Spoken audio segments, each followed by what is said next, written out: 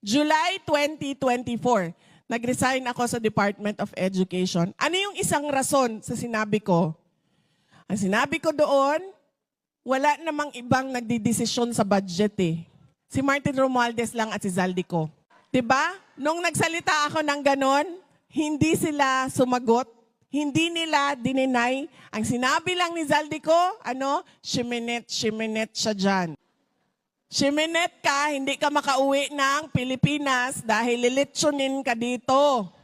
Ay doon pala. Nasa Japan tayo. Sabi ko, ang ginawa nila sa amin, sa Department of Education, sabi nila, House of Representatives ang magsasabi kung saang distrito pupunta ang school building program. Sabi ko, hindi pwede. May department order kami eh. Kailangan niyo sundin yung mga requirements. Sa susunod na taon, ayaw na nila sundin yung requirements. Yung ginawa nila, pinaghati-hatian nila per legislative district, inattach nila yung paghati-hati nila sa budget. Sinabi ko na ito noon, parang maalala ko, 4 billion. Nilagay nila kinuha nila sa repairs, nilagay nila sa school building program. Nilipat lang nila ang pera, walang bagong pera. Nilipat lang nila, dinagdag nila doon, tapos sinali nila sa pinaghati-hatian nila. July 2024, magsisimula na ang pakikipag-usap sa Kongreso sa budget.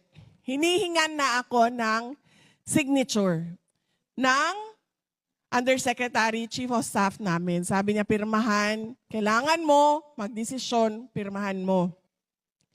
Sabi ko, anong sinabi doon?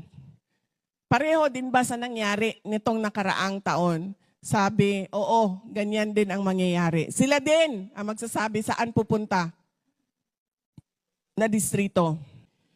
Hindi ko kayang pumirma. Sabi niya, ano ang gagawin mo? Hindi ka pwedeng umalis. Dahil kapag umalis ka, babanatan ka nila.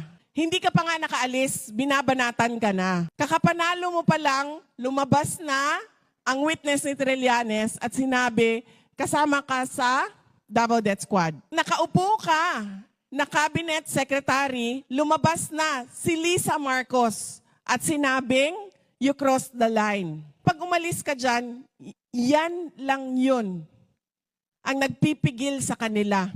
Yung posisyon mo sa DepEd ang nagpipigil sa kanila na hindi ka tuduhan ng atake. Hindi ko ibibigay yung pirma ko. I-impeach na lang nila ako. Ayun nga ang nangyari.